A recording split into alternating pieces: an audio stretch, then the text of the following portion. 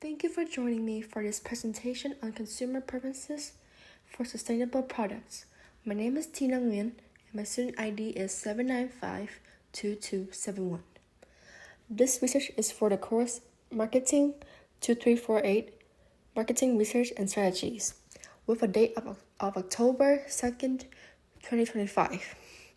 We are witnessing a profound and permanent transformation in the global marketplace, where consumer consciousness is now fundamentally centered on environmental and social governance. This project provides an in-depth analysis of this shift through a focused case study on the Stanley brand. We will explore the intersection of Stanley's heritage of durability with modern sustainability demands. The core goal is to understand how Stanley can bridge a critical communication gap. This presentation would walk through the methodology, findings, and strategic recommendations derived from this research. I am excited to share these evidence-based insights with you today. The global marketplace is undergoing a fundamental shift, moving sustainability from a niche concern to a mainstream demand. Corporations are now judged on a much broader set of metrics beyond just product quality and price. Brands are increasingly assessed on their commitment to sustainable practices and ethical standards. This project examines this complex landscape through a case study of Stanley and its quencher tumbler. Stanley possesses over a century of heritage built on legendary durability and rote reliability. However, its current position in a market saturated with sustainability claims presents a significant strategic challenge. The core problem is how to bridge the gap between its inherent durability-based sustainability and the modern consumer expectations. This research aims to provide a clear and actionable path forward the brand. It will investigate how Stanley can leverage this alignment for growth. Ultimately, I seek to provide a roadmap for deepening brand loyalty and securing future marketplace for Stanley. Academic and commercial discourse confirms the undeniable rise of the conscientious consumer, particularly among millennials and Gen Z. A seminal Nielsen report provides a crucial data point, revealing that 66% of global consumers are willing to pay more for sustainable products. This sentiment translates into tangible market performance, as demonstrated by Unilever's experience. Their sustainable living brands, which integrate purpose into their products, grew 46% faster than the rest of their business. This proves that sustainability, when authentically executed, is a significant growth driver. However, the proliferation of environmental claims has led to increased consumer skeptical. The concept of greenwashing has evolved into a major brand risk that can fundamentally undermine trust. Greenwashing involves misleading consumers about a company's environmental practices or a product's benefits. This skepticism has created a market environment where demonstrable proof is paramount. Consumers are now highly adept at detecting disingenuous sustainability claims from brands. Modern consumers now strongly favor demonstrable proof over optimistic assertions regarding a brand's commitment. This demand for verification includes transparent supply chain data and independent third-party certifications. To understand the drivers of this behavior, we can look into the value belief norm theory. This theory suggests pro-environmental behavior is driven by altruistic values and the belief that one's actions can make a difference. A persistent challenge, however, is the well-documented attitude-behavior gap. This gap sees positive attitudes towards sustainability fail to translate into actual purchases. This failure is often due to situational barriers like price sensitivity or convenience.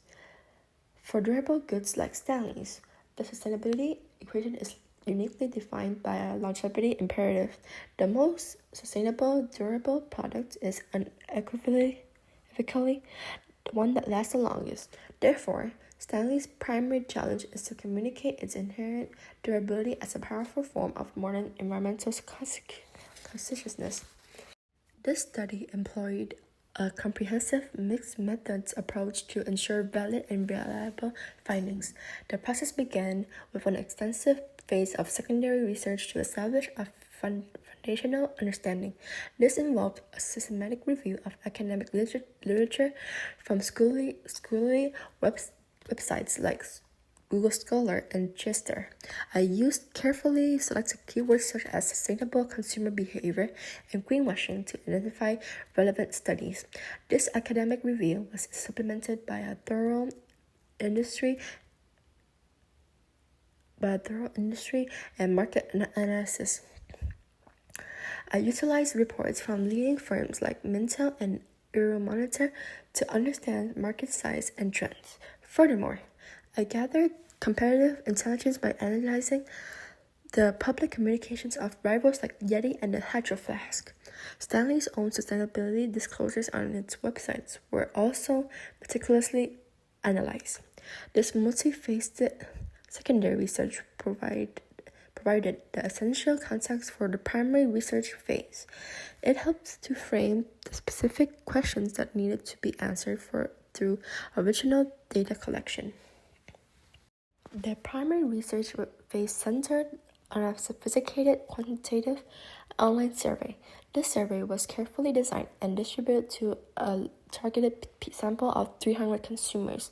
The sample was deliberately stratified to include both users and non-users of premium reusable drinkware.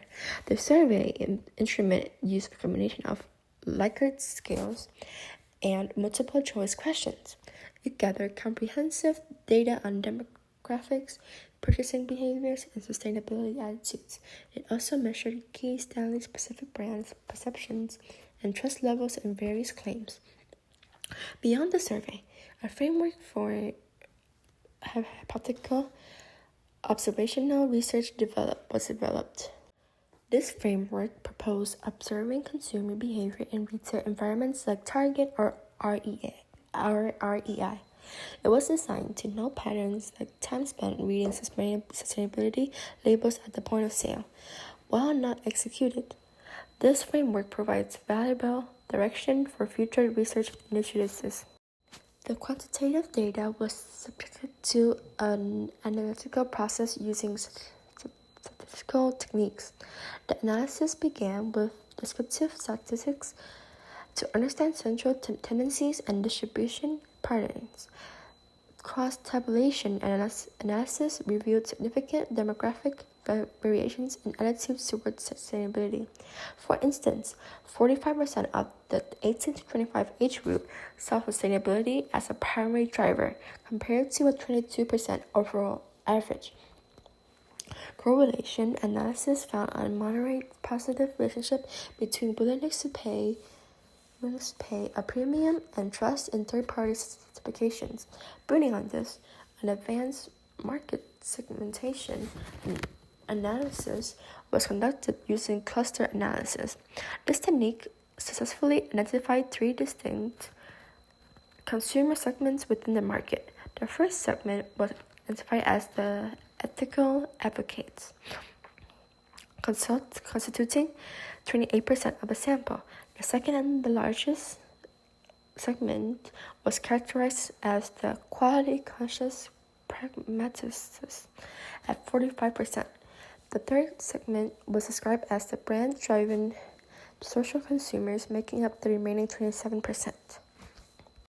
The synthesis of research yielded the critical finding that the durability-sustainability nexus is under-leveraged. Survey data showed 68% of respondents associated Stanley with durability as a core brand attribute. However, only 24% spontaneously linked this longevity to a legitimate environmental benefit. This striking discrepancy indicates a significant communication gap for Stanley. A second critical finding identified a pronounced transparency deficit, particularly with high-value advocates. Among the ethical advocate segment, 75% actively looked for detailed sustainability information. Of those seeking information, 80% found it either difficult to locate or insufficiently detailed. This lack of accessible, granular data is a major barrier to building trust with this key segment. This is despite Stanley having meaningful data, such as its use of 65% recycled content. The current communication approach fails to make this information prominent during the consumer decision-making process. Regarding pricing strategy, the research found that the price sensitivity is clearly segmented, not universal. The data confirmed that price is not a primary barrier for most Stanley's consumers. The quality-conscious pragmatists justify the price point to the product's durability and lifetime value.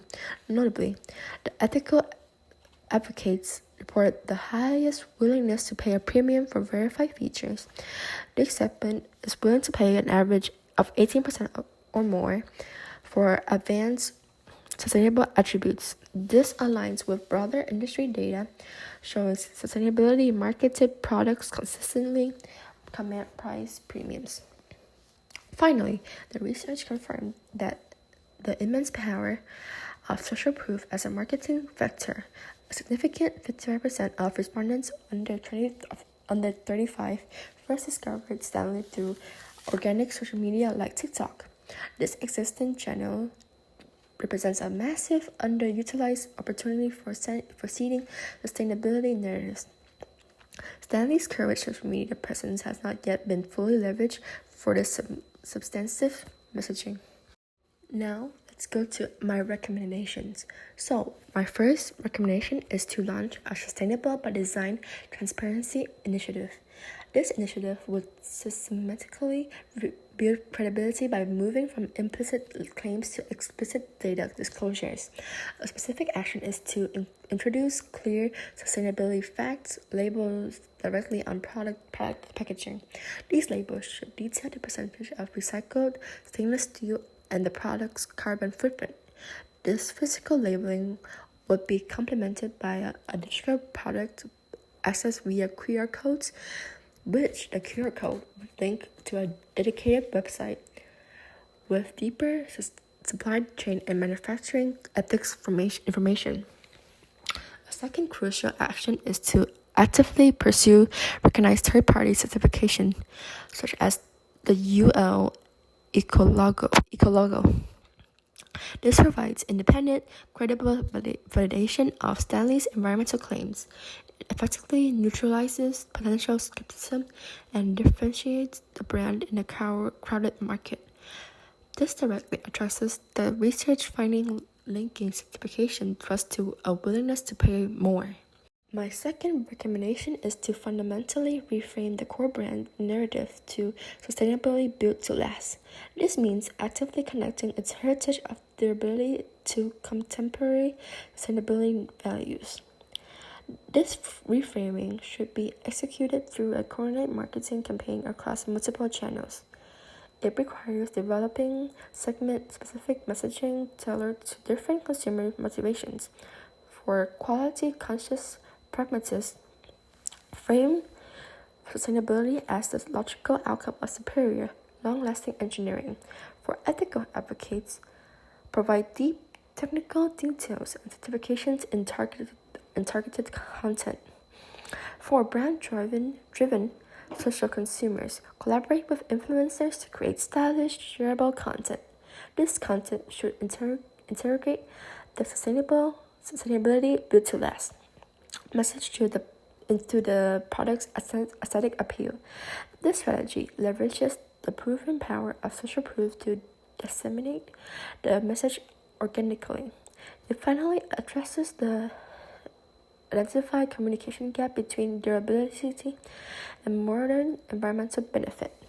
Last but not least, my third recommendation is to implement an expanded Stanley Renewed circular economic program. This goes beyond the current product take-back for recycling by creating a new business model.